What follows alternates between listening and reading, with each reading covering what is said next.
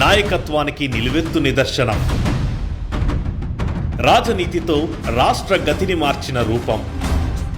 ఆయన సామాన్య రాజకీయ నాయకుడు కాదు, అభివృద్ధి కోసమే తన తపస్సు, ఆంధ్రప్రదేశ్ ప్రజలతోనే తన మనస్సు. తన పేరు చరిత్ర మర్చిపోదు. నవ్యాంధ్ర నిర్మాత, ఆంధ్రప్రదేశ్ అభివృద్ధి ప్రదాత నారా చంద్రబాబు నాయుడు.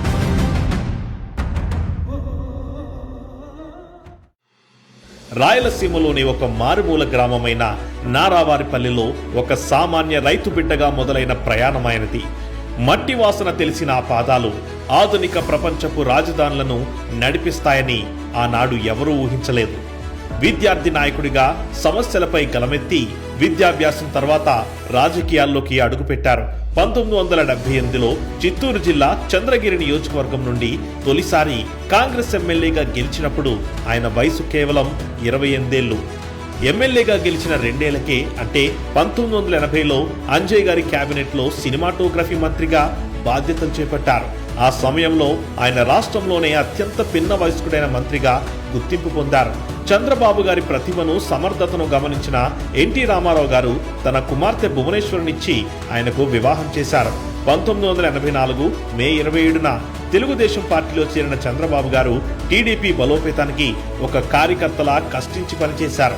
1994 ఎన్నికల తర్వాత ఎన్టీఆర్ గారి మంత్రివర్గంలో మంత్రిగా కీలక బాధ్యతలు చేపట్టారు. 1995లో ఉమ్మడి ఆంధ్రప్రదేశ్ రాష్ట్ర ముఖ్యమంత్రిగా నారా చంద్రబాబు నాయుడు గారు బాధ్యతలు చేపట్టారు. 1996 ఎన్నికల తర్వాత కేంద్రంలో హంగ్ ఏర్పడినప్పుడు 13 పార్టీలను ఏకం చేసి యునైటెడ్ ఫ్రంట్ ఏర్పాటు చేసి దేశ ప్రధాని నిర్ణయించే స్థాయిలో జాతీయ రాజకీయాలను శాసించారు. తన మేధస్సు, రాజకీయ చతురతతో హైదరాబాద్ను ప్రపంచ ఐటీ పటంలో నిలిపారు. హైటెక్ సిటీ నిర్మాణం, అంతర్జాతీయ విమానాశ్రయం, ఔటర్ రింగ్ రోడ్ వంటి ప్రాజెక్టులతో నగరం రూపురేఖలు మార్చేశారు. ప్రపంచ ఐటీ దిగ్గజమైన బిల్ గేట్స్ ను కలిసి మైక్రోసాఫ్ట్ ను హైదరాబాద్ కు రప్పించారు. విజన్ 2020 అంటూ 20 ఏళ్ల ముందే భవిష్యత్తును ఊహించి ఆంధ్రప్రదేశ్ ను అభివృద్ధి పట్టాలెక్కించారు.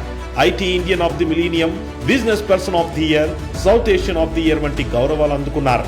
ప్రజల ఆశీస్సులతో, ఆదరాభిమానాలతో 1995 నుండి 2004 వరకు 2 సార్లు ముఖ్యమంత్రిగా పనిచేసిన చంద్రబాబు గారు మహిళా సాధికారతకు, సాంకేతికతకు, రాష్ట్ర అభివృద్ధికి పెద్దపీట వేసి ఉమ్మడి ఆంధ్రప్రదేశ్ రాష్ట్రాన్ని అన్ని రంగాల్లో అభివృద్ధి పరిచారు. ఓటమిలోనూ హుందాగా వ్యవహరించారు. 2004 నుండి 2014 వరకు 10 ఏళ్లు ప్రతిపక్ష నేతగా ప్రజల పక్షాన నిలిచారు. 2014లో విభజన గాయంతో ఉన్న ఆంధ్రప్రదేశ్కు ముఖ్యమంత్రిగా బాధ్యతలు చేపట్టినప్పుడు ఆయన ముందున్నది శూన్యం.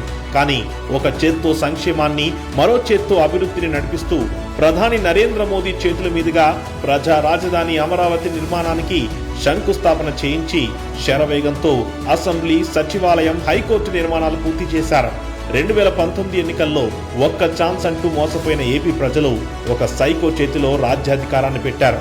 ఫలితంగా అమరావతి ఆగిపోయింది, అభివృద్ధి నిలిచిపోయింది. రాజధానితో 3 ముక్కలాట ఆడుతూ 5 ఏళ్లు కాలయాపన చేసి రాష్ట్రాన్ని లక్షల కోట్ల అప్పుల్లో ముంచాడు జగన్. రాజకీయ కక్ష సాధింపు లక్ష్యంగా తప్పుడు కేసుల్లో చంద్రబాబు గారిని అరెస్టు చేసి పైశాచిక ఆనందాన్ని పొందాడు.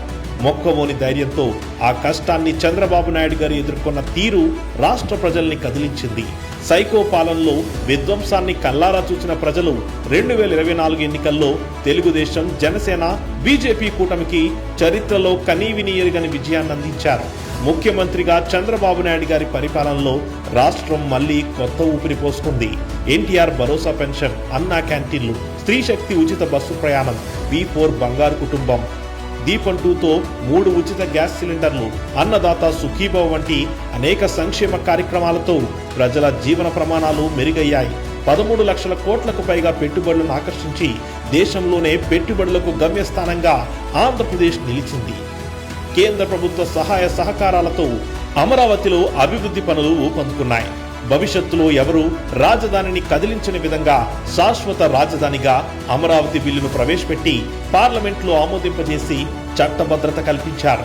ఫలితంగా పెట్టుబడిదారుల్లో, ప్రజల్లో విశ్వాసం పెరిగింది. ఆంధ్రప్రదేశ్ భవిష్యత్తును కాపాడుతూ ముఖ్యమంత్రి చంద్రబాబు నాయుడు గారు చేసిన నిర్ణయం చరిత్రలో ఎప్పటికీ నిలిచిపోతుంది.